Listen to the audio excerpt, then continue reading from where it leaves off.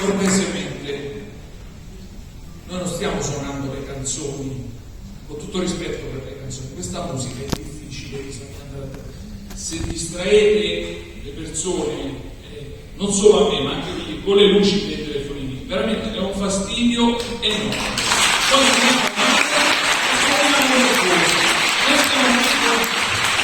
tanta serenità, non si deve arrabbiare, però, cioè, l'ho già detto prima, se no poi siamo costretti a fermarci. Già Mission Impossible, perché non ho visto quello che stavo giocando. Cortesemente, almeno i concerti, levate sti telefonini, state un attimo a cassare, un attimo.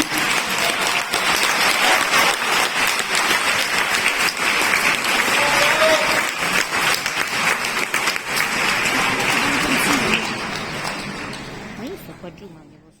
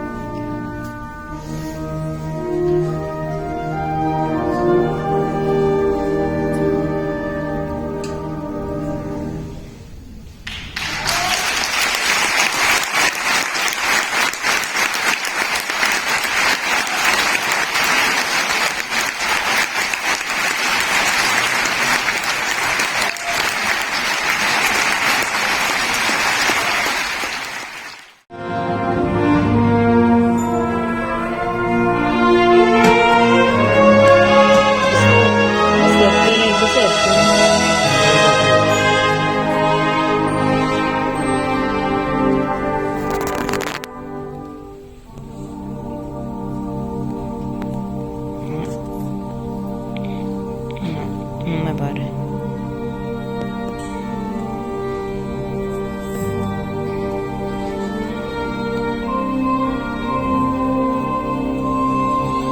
Lorenzo della No, via. no, Lorenzo della via. non mi ricordo sto film.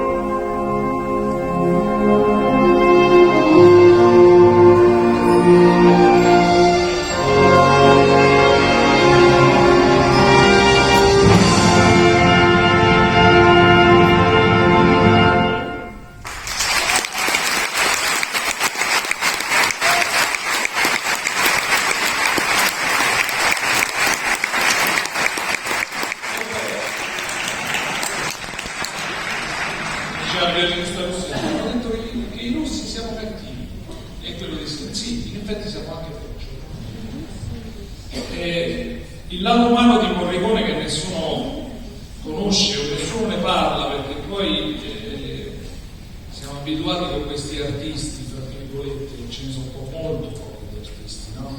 Tutti vips, tutti. Uscì un articolo dopo l'Oscar che fotografarono Ennio con la moglie che erano scesi a piazza Venezia e stava con la busta del latte, cioè una cosa normalissima, e una persona di una semplicità. Io lo dicevo sempre, anche con mia moglie ci telefonava spesso, mi faceva sentire cose che rischiava, che cantava, no? E Morricone era di una semplicità imbarazzante, cioè a volte sto scrivendo il trombino, come lo devo scrivere? Maestro, dice a me come... No, lo devi sapere tu, dica io. Questo era Ennio Morricone, la sua semplicità, come tanti grandi. Poi della musica ne possiamo parlare all'infinito. L'importante è non settorializzare Morricone con le musiche da film, perché forse sono tra le poche che estrapolate dal visivo funzionano in forma di concerto, funzionano come musica da camera. Morricone è stato il compositore. Se fosse vissuto in un'epoca precedente sicuramente avrebbe fatto la lirica, il sinfonico, si è evoluto a contatto con il cinema e ha dato al cinema quello che nessun compositore ha fatto. I sincroni di Ennio Morricone al cinema sono famosi, non sono i rumori degli americani con le sbattute di Sportello, Ennio le faceva con l'armonia, con la melodia, perché poi l'armonia forse è la cosa più importante, no? La melodia italiana ce l'abbiamo a morire, lui anche troppo, a volte mi ricordo dei Fuletto ha scritto questi 3 temi con la tromba piccola e il trombino, e gli dissi: maestro, come hai scritto 3 temi? Sai, io mi stavo picchiando, allora come va a dedicare con Tarantino? Mi scritto 3 temi, però tanto lui sceglie quello che dico io. E l'abbiamo registrato, cioè gli ha fatto scegliere quello più enfatico, ma erano belli lo stesso, tutti bellissimi, no? La melodia lì usciva alla grande, no? Io poi gli dissi: con questi altri 2 che c'ho la partitura che mi ha firmato, e dico: questi altri 2, e questi 2 ti riporti a casa. Questo era Ennio Morricone, che c'è da dire, un grandissimo. Ciao.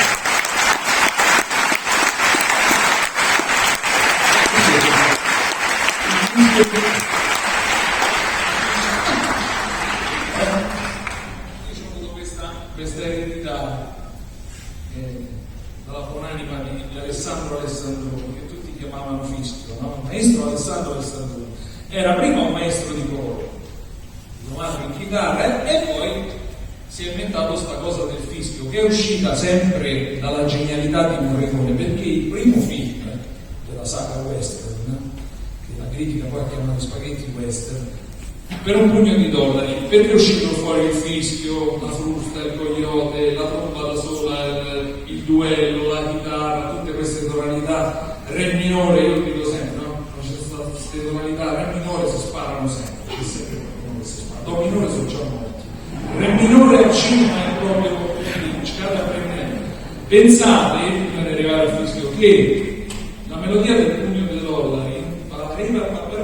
Morricone l'aveva scritta anni prima, stava in un documentario che parlava della balena bianca, poi nemmeno piaceva, questa era una cosa, questa balena praticamente aveva partorito, stava morendo, era di tutt'altro genere, c'era un baricembalo e un flautino dolce. Poi, siccome Leone mi diceva: mi devi far sentire i pezzi che gli altri ti scattano, senti sto pezzo, e dice: no, questo non fai il duello, ma come ne scrivo altri? No, allora dopo varie vicissitudini si è inventato sta cosa, perché poi erano senza soldi, il discorso di prima.